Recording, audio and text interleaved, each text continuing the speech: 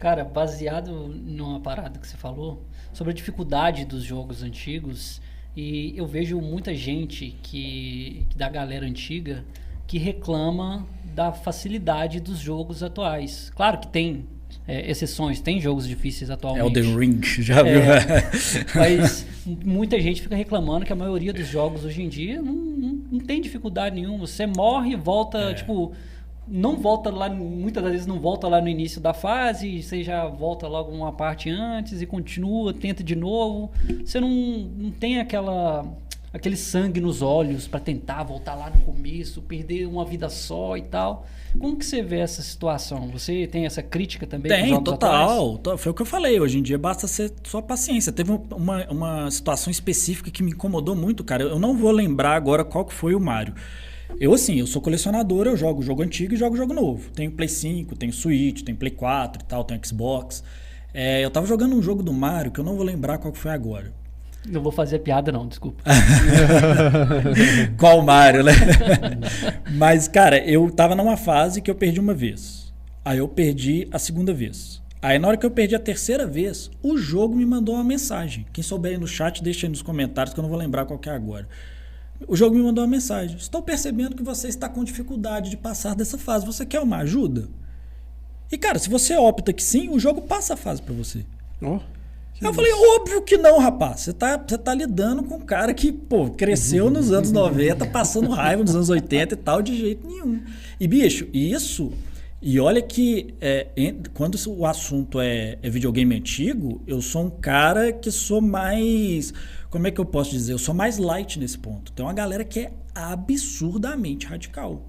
Um exemplo, tem um amigo meu, parceiro do canal também, Marcelo, lá do Rio de Janeiro. Ele é de Goiânia, na verdade, mas mora no Rio. Ele é dono de uma loja lá, chama Nine Classic Games. Nem precisa falar, né? Voltado para os anos 90, parceiro do canal também. Ele é o cara mais radical que eu já vi na minha vida. Radical em que sentido que eu falo? Cara, ele pega um jogo antigo para zerar, ele nem revista ele olha. Ele não olha a internet, ele não pede ajuda para ninguém. Ele fala, velho, aquele é o seu momento, você e o jogo antigo. O jogo foi feito para isso. Se vira. Se não der conta de zerar, não zera. Eu sou mais light. Eu olho na internet, deixa eu ver a galera passando esse ponto aqui. Eu falo com ele, cara, não tinha como, bicho.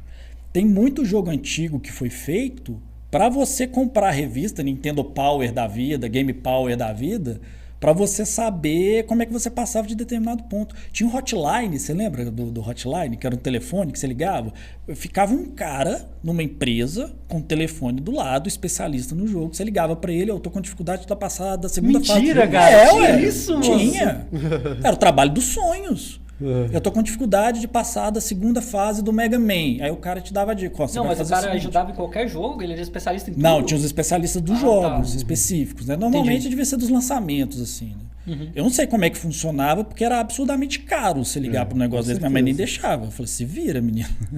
Se vira, liga para alguém. Pergunta no recreio, mas para lá você não vai ligar. Era aquele amigo que todo mundo tinha, né? Aquele amigo rico que tinha todos os lançamentos em casa, todos os jogos. Essa hora do recreio era o momento para você tirar a dúvida, cara. Eu já liguei para muito colega meu para saber como é que chegava em determinado tempo do Zelda, uma coisa assim, nesse sentido. Eu lembro das revistas. Eu também Mortal lembro, Kombat ensinando os fatalities, exatamente, os códigos, né, para você desbloquear personagens. São coisas que hoje em dia a gente perdeu, cara, porque com a internet, igual, por exemplo, era, se é que eu posso usar esse termo, era uma fake news do bem. Quantos, como é que chama, gente, a palavra?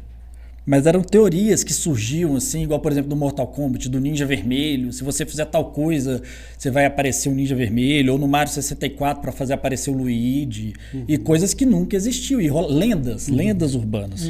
Lembrei o nome. E falando em lendas, aquele negócio de, por exemplo, às vezes você colocava o cartucho, tanto no Mega Drive, Super Nintendo, qualquer console assim, e quando ele não pegava, o pessoal tirava, inclusive eu, ficava soprando até funcionar. Aí quando não funcionava, você soprava tão forte que voava cuspe, aquela coisa toda. Isso aí é lenda ou é verdade? Funciona mesmo? É lenda. Eu já fiz um vídeo sobre o meu canal que não pode nem fazer isso, cara, porque a saliva estraga o conector. Você tem formas de limpar o cartucho, por exemplo, o álcool isopropílico. Um que eu adoro usar, cara, que realmente funciona, é limpa-vidros. Dá para limpar conector, grafite de lapiseira, próprio limpa-contato que a gente compra. Mas soprar não adianta. Aí a galera vai brigar, sempre briga. Não, mas aqui em casa sempre funciona. O que funciona é que de tanto colocar e tirar, uma hora o conector funcionava. Ele vai ficar se limpando. Na hora que você coloca, tira, encaixa, tira. É problema de conexão. Uma hora vai ligar lá, vai conectar e vai funcionar. E a galera também é bom limpar no próprio videogame, né? Não só no cartucho. Também. Que aí é outro problema do colecionador, né, velho? Limpar isso tudo. Olha pra você ver, essa fake news aí foi todo mundo, mano. Todo mundo soprava cartucho. Isso é verdade. Nossa. Só mandar um abraço pra galera aqui, ó. Pereiras Colecionador, Otávio Bittencourt. Parreiras Colecionador. Grandes Parreirinhas. Parreiras. Chorão, Diego Pereira, Humberto Fragão, Igorós, Yasmin Silva, André Medeiros, Caverna do Gordão, falei. Que você falou. Gil Gomes, tem alguns que tá repetindo, Rafael Blends. A galera que tá acompanhando aí, vai deixando seus comentários, vai fazendo perguntas, que estiver chegando quase no final, a gente vai ler tudo, galera. Então... E só lembrando, para você deixar seu comentário, antes tem que fazer inscrição, porque senão não consegue comentar. Então você se inscreve e depois de 1 minuto o sistema já libera aí para você comentar. Exatamente. Cara, agora eu tô com a seguinte curiosidade. Você é um cara que tem bilhares de jogos lá na sua estante. Quantos jogos você tem? Cara, cartuchos e... Eu tô com cerca de 1.200. Eu tenho que ver no aplicativo aqui, mas são mais ou menos 1.200 jogos. Só que o detalhe é o seguinte, quando a gente está tratando de colecionismo, se você for pensar, não é uma quantidade muito grande. Sim. É absurda fora do colecionismo, você tem 1.200 jogos. Mas a grande questão da minha coleção é que 95% dela é CIB. O que é CIB dentro do colecionismo? É o que eles chamam de Complete in the Box. Complete in Box. Então vem a caixa, o manual e o cartucho. Que são coisas mais difíceis de se achar. Que foi uma praga que surgiu na minha vida, que no início da coleção eu não fazia questão. Eu colecionava os joguinhos luzes, né, que eles chamam, é só o cartucho. Eu pegava só o cartucho, label rasgado, não tava nem aí, cara. Eu só queria jogar. Até que eu tive acesso ao meu primeiro jogo com caixa e manual, que foi um Mario Kart, Super Mario Kart do Super Nintendo e o Donkey Kong Country. Cara, eu pegar, isso foi mais ou menos em 2012, 13, eu pegar numa caixa de Super Nintendo depois de tantos anos, velho, sentir aquele cheiro de caixa, de papel, foi uma coisa que abriu a porteira assim, que eu falei, agora eu só quero isso aqui. E aí me ferrou, velho, porque é muito mais caro, né? Porque o que acontece? Você guarda a caixa do micro-ondas que você comprou? Você guarda o manual da televisão que você comprou? Não guarda, velho. Todo mundo joga fora. Mas esse tipo de coisa, ao invés de desvalorizar, só valoriza, né? Também. Então, só valoriza. Porque a galera na época jogava fora. Pois é. O cara comprava um jogo do Super Nintendo, o que ele vai fazer com aquela caixa de papel?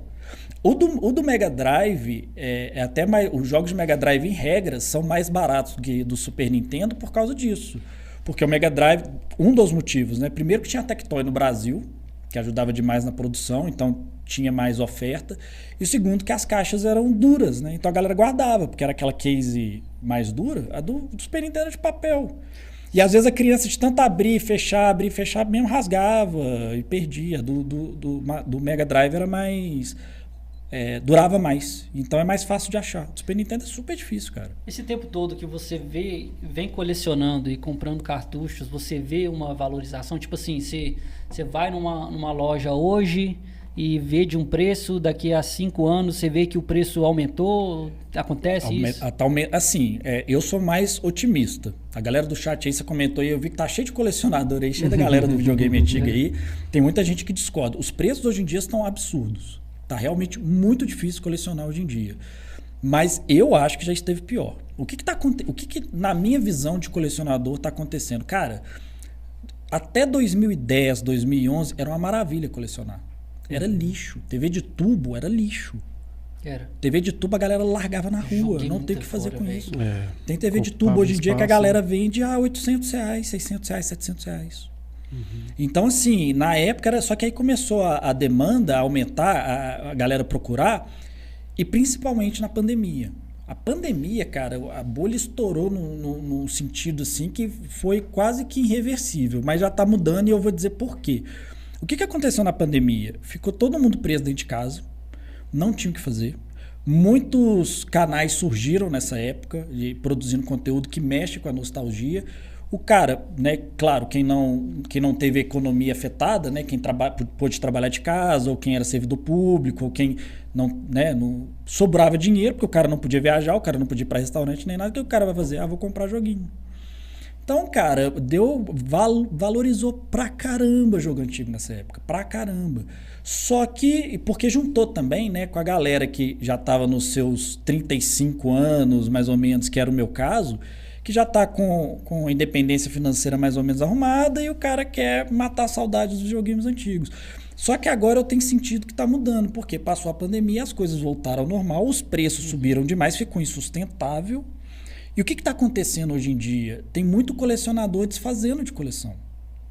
Muito colecionador desfazendo de coleção. E essa é a hora de você conseguir comprar jogos raros com um preço mais acessível. Porque, é colecionador com colecionador. Pois é, enquanto uns sofrem a crise, outros aproveitam, né? Os caras já começam a comprar. Eu acho que não é nem questão de aproveitar, cara. Eu vou dar um exemplo prático aqui para vocês. É um jogo, provavelmente já ouviram falar, Resident Evil. Resident Evil. Com Resident Evil. Existe o Resident Evil 2 do Nintendo 64, que é um jogo chatinho de achar. Ele é difícil de achar porque a Capcom fez mágica. Eu jurava que ele era pro... Ele é do PlayStation. É do PlayStation. Ele é do Play 1. Por isso que o do Nintendo 64 é difícil achar. Que legal. Porque a Capcom fez uma mágica de colocar dois... Acho que o do PlayStation eram 2 CDs. Isso, colocou 2 CDs dentro de um cartucho do 64. Então a Capcom fez muita mágica com esse jogo. Então é um jogo que é muito procurado e por causa disso é caro. É um jogo, cara, que na época da pandemia ele valia R$ 1.500 completo, né, na caixa. Então, assim, quem comprou na época lojista para revender, às vezes pagava 1.800, 900 para revender por 1.100, 1.200 e ter a margem de lucro dele. Só que depois da pandemia que a situação começou a virar, começou a aparecer Resident Evil 2 com preço mais acessível, entre aspas, né? Então eu cheguei a ter conhecido o meu que comprou esse Resident Evil por R$600. Oh. Só que o cara que comprou por 800 ou 900 para vender e ter o lucro, ele não pode abaixar. Aí fica aquela coisa encalhada na loja do cara. Aí o cara tem duas opções. Ou ele baixa o preço, ou ele segura, entendeu? Então, assim, eu acho que as coisas estão mudando. Eu acho que... Eu ainda tenho essa esperança, cara. Eu acho que muita gente entrou no oba-oba da pandemia, né? Muita gente pegou carona porque... Cara, se você for notar bem, a nostalgia, ela tá muito em moda. Você tem séries igual Stranger Things, que mexe com nostalgia dos anos 80, anos 90. Você teve uma novela da Globo há uns tempos atrás que chamava, acho que era anos 90, né? 90, alguma coisa assim nesse sentido. Tá rolando vários live actions. Vários live actions, várias coisas que estão retornando, assim. Então, assim, é uma coisa que estava muito na moda. E aí, o colecionador, a pessoa que está de fora, ela acha que o colecionismo, o problema é só dinheiro. E não é, cara. Você tem a questão do dinheiro também, que é muito importante, que é um investimento. Mas você tem o problema do espaço. Você tem o problema da disciplina, da dedicação. Porque senão você vai chegar num ponto, cara, que vai ficar insustentável. Aí na hora que o cara vê, fala assim, velho, pra que eu comprei isso tudo? O que ele faz? Começa a vender. Entendeu? E aí o mercado ele vai se autorregulando. Eu ainda tenho esperança que vai baixar mais ainda, cara.